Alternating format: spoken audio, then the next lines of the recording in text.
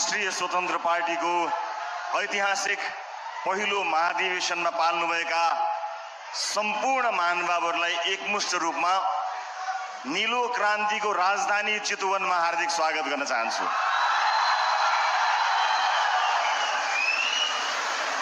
परिवर्तनको सपना देखेर त्यसलाई साकार पर्ने आँट र साहस मलाई यही चितवनको माटोले दिएको छ र मबाट हामी बनाउने साहस पनि यही चितवनले दिएको छ। त्यसैले यो देवभूमि चितवनलाई नमन गर्दै फेरि पनि यहाँहरूलाई हार्दिक स्वागत गर्न चाहन्छु।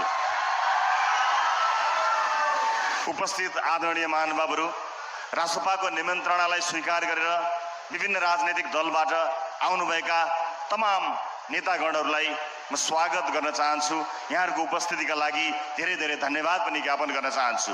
उपस्थित आदरणीय महानुभावहरू, हामी आज यहाँ आइपुगेका छौँ।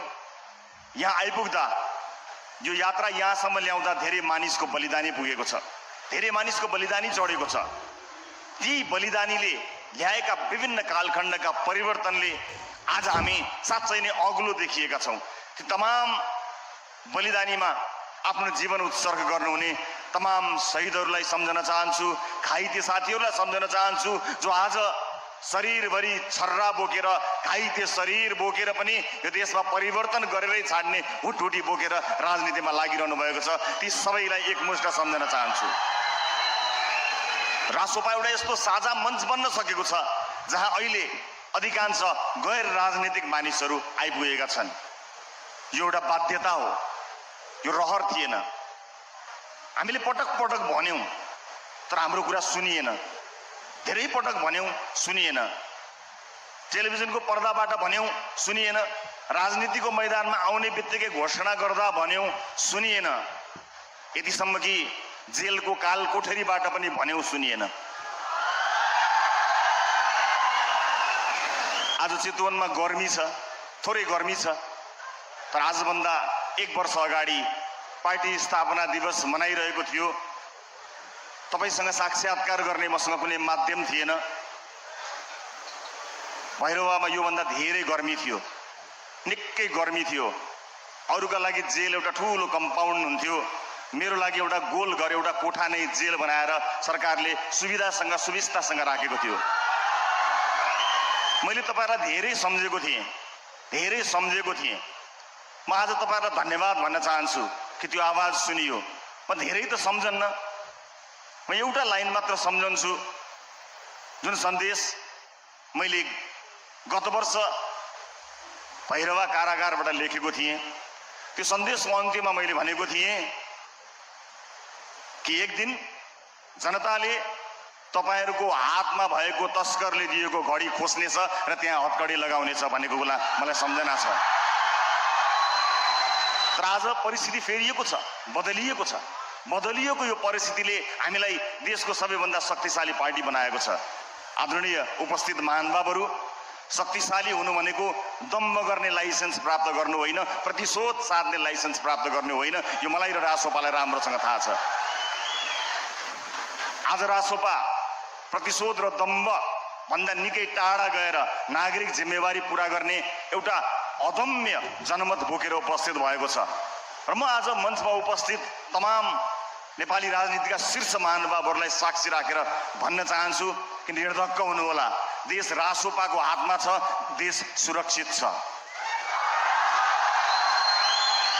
लोकतन्त्रका स्थायी मान्यताहरू, शक्ति पृथकीकरणका सिद्धान्तहरू, संविधान, संघीय लोकतान्त्रिक गणतन्त्र, नागरिक हक अधिकार, मानवाधिकारको प्रत्याभूति, समतामूलक समाज, समावेशिता लगायतका थुप्रै उपहार हामीलाई अघिल्लो पुस्ताले र तपाईहरू जस्ता मूर्धन्य नेतृत्वले दिनुभएको अमूल्य उपहार हो। हामी त्यसको जगेर्ना गर्नेछौँ, त्यसलाई माया गरेर राख्नेछौँ। हामी त्यसबाट बाहिर जाने छैनौँ। यसअगाडि भएका तमाम आन्दोलनहरूको तिरस्कार गर्ने साहस हामीमा हुने छैन। त्यो कदम हामी कदापि चाल्ने छैनौँ। म यहाँहरूलाई निर्धक्क हुनको लागि अनुरोध गर्न चाहन्छु। ल, रासोपाले त्यो लाइन क्रस गर्दैन, यहाँहरू निर्धक्क भएर यहाँबाट जानुहोला। यहाँहरूलाई पनि एउटा सानो अनुरोध गर्न चाहन्छु। राष्ट्रिय राजनीतिमा आफ्नो दल मात्र ठिक भएर हुँदैन, राष्ट्रिय राजनीतिमा रहेका सबै दलहरू ठिक हुनुपर्छ। म शुभकामना दिन चाहन्छु। विशेष गरेर दुई शक्तिशाली दल नेपाली कांग्रेस र र नेकपा एमाले भित्र कहीँ कतै केही न केही अप्ठ्याराहरू देखिएका छन्। त्यो अप्ठ्यारो त्यो दलको मात्र होइन, त्यो दलको अप्ठ्याराहरू सुल्झिएनन् भने समग्रमा त्यो देशको अप्ठ्यारो पनि बन्न सक्छ। मेरो शुभकामना छ आफ्नो दलभित्रका अप्ठ्याराहरूलाई मिलाउनु होला। आफ्नो दल मात्र होइन, अन्य दलहरूका अप्ठ्यारा पनि सुल्झिए भने देश एउटा राम्रो बाटोमा जानेछ र त्यस सँगसँगै हामीले साझा प्रतिबद्धता पनि गर्नु छ। यसअगाडि राजनीतिक दलहरू प्रतिस्पर्धी भने हामीलाई प्रतिस्पर्धा गर्ने छुट छैन। हाम्रा व्यक्तिगत वैमनस्यताहरू हाम्रा निजी हुनु हुँदैन, त्यो सकिनुपर्छ। कहिले सकिनुपर्छ भने अहिले यहीँबाट सकिनुपर्छ। हामी वैमनस्यता बोकेर बाँच्ने होइन, ठुलो हृदय बोकेर अगाडि बढ्ने राजनीतिज्ञ बन्नुपर्नेछ। हामीले एक अर्कालाई जवाफ दिनु पर्दैन, हामीले इतिहासलाई जवाफ दिनुपर्छ। इतिहासका लागि पनि हामीले हाम्रा वैमनस्यहरूलाई तत्काल त्यागेर सहकार्यको बाटोमा अगाडि बढ्नुपर्ने आवश्यकता परेको छ। किनकि हाम्रा दम्बहरू हुन्, हाम्रा घमण्ड हुन्, हाम्रा अप्ठ्यारा हुन् या हाम्रा कुनै पनि कुराहरू हुन्, ती हाम्रा निजी रहेनन्, देशका रहे, देश हितमा तिनको महत्त्व हुन्छ। आज यस ऐतिहासिक अवसरमा म रासोपा परिवारका सबै साथीहरूलाई केही छोटो जानकारी मात्र गराउन चाहन्छु।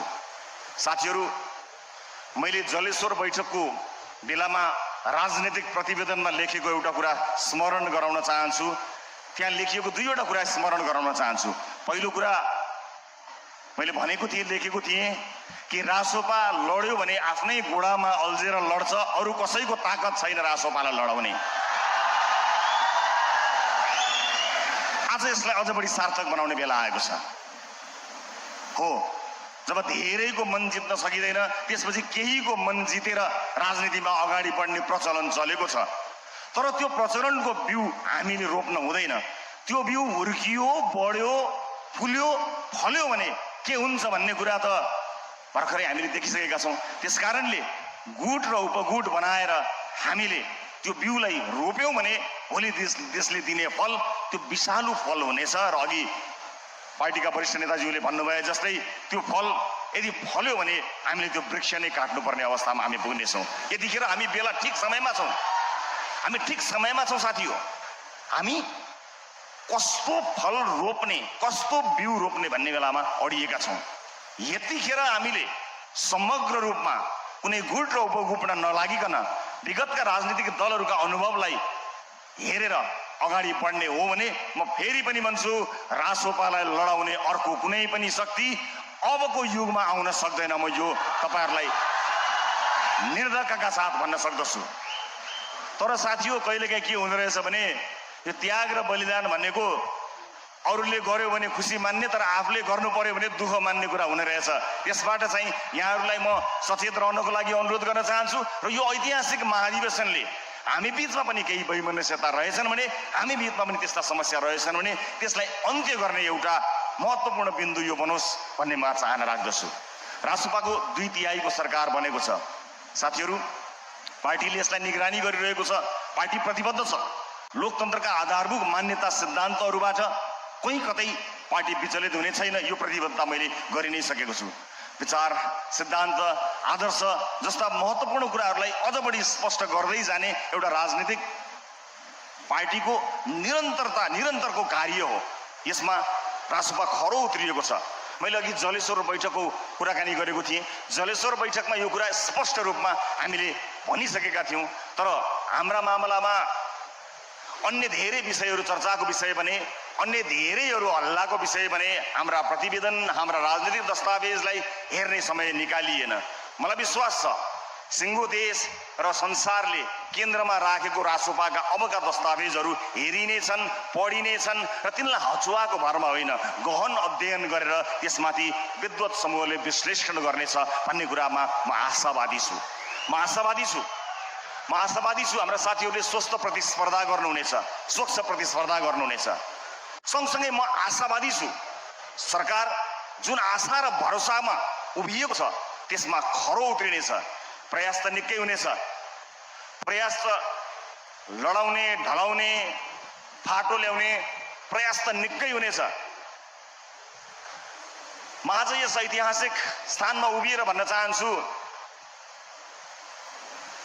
हामीले नेपाली जनतालाई र इतिहासलाई साक्षी राखेर रासोपामा जुन सहमति गरेका छौं त्यो सहमतिको एक एक अक्षर इमानदारीताका साथ पालना गर्ने प्रण म यहाँहरूलाई उभिएर गर्न चाहन्छु। यो हाम्रो निजी कुरो होइन, इतिहासलाई जवाफ दिनुपर्ने छ, व्यक्तिको इच्छा ठुलो कुरो होइन। त्यसकारणले सरकार सञ्चालन गर्नको निमित्त रासोपाले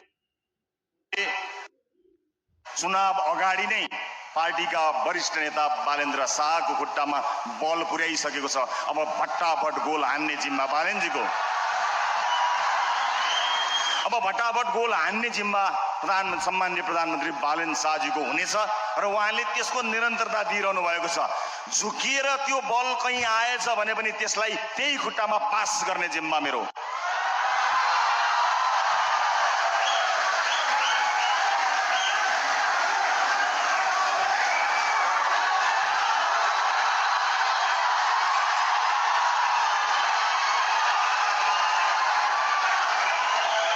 किनकि यहाँ मुख मिठ्याउनेहरू धेरै छन्, यहाँ मुख मिठ्याउनेहरू धेरै छन्, चुक्ली लगाइदिनेहरू पनि धेरै छन्।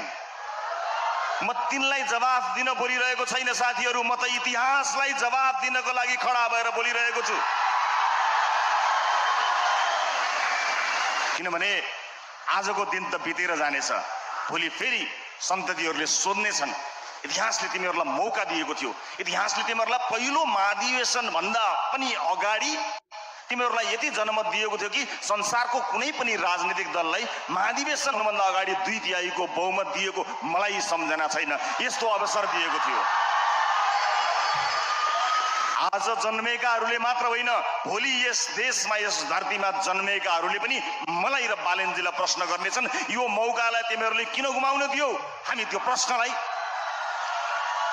त्यो प्रश्नलाई सदाका लागि बाँच्न चाहन्छौँ इमानदारीताका साथ। यो अवसरलाई हामी सदुपयोग गर्न चाहन्छौँ, हाम्रा लागि होइन, आउने सन्ततिका लागि, जन्मिसकेका लागि मात्र होइन, जन्मन बाँकी यस देशका नागरिकका लागि पनि। उपस्थित आदरणीय दाजुभाइ दिदीबहिनीहरू, म आफ्नो भनाइ छोट्याउने क्रममा गएको छु। पार्टी जीवनमा समस्याहरू नआउने भनेर आउँछन्, विभिन्न तहमा समस्याहरू आउँछन् र हाम्रो पार्टी केवल हाम्रा साथीहरूले मात्र बनेको पार्टी होइन, विभिन्न राजनीतिक दलबाट हामी कहाँ आउनुभएका साथीहरू पनि आउनुभएको छ, हाम्रो परिवार बनेर आउनुभएको छ। यो सबैको सम्मिश्रणले पार्टी बनेको छ। पार्टीभित्र या राजनीतिक दलभित्रको आबद्धता भनेको, कुनै पनि राजनीतिक दलमा म आबद्ध हुन्छु भन्नु भनेको तत्कालको लाभका लागि होइन। इतिहासको पाना पल्टाएर हेर्नुहोस् त, मैले यसभन्दा अगाडिको कुनै एउटा समारोहमा भनेको सम्झना गर्दछु, सम्झिहेर्नुहोस्। आज त रासोपामा एउटा लहर छाएको छ, सम्भवतः भोलि टिकट पाइन्छ होला, पर्सि पालिकामा जितिन्छ होला, म मेयर हुन्छु होला, उपमेयर हुन्छु होला भनेर केही साथीहरू लोभ्याइएको पनि छ होला। तर कुनै पनि दिन पार्टीले होइन, अब हामीले 8-10 वर्ष विद्रोह गर्नुपर्ने छ, त्यसका लागि हामी तयार हुनुपर्ने छ भन्यो भने त्यो त्याग, त्यो बलिदान र त्यो यात्रामा होमिनका लागि हामी तयार छौँ। हामी तयार छौँ त भन्छौँ, तर आजैबाट टिकट फलाउनलाई दिए भनेर गुटको राजनीतिमा लाग्यौँ भने इतिहासले हामीलाई धिक्कार्नेछ। त्यसकारणले आफ्नै परिवारलाई म आज यो पहिलो महाधिवेशनमा उभिएर यति भन्न चाहन्छु, साथी हो, मलाई केही पनि चाहिएको छैन, संस्थापक सभापति भएका नाताले भर्खरै सुरु भएको पार्टीमा एउटा सानो पदका लागि चौबाटोमा लडेर हेलमेटले हानेर एकअर्काको दाँत झार्न गएको दृश्य बाचुन्जेल हेर्न नपरोस्, मेरो यति कामना छ।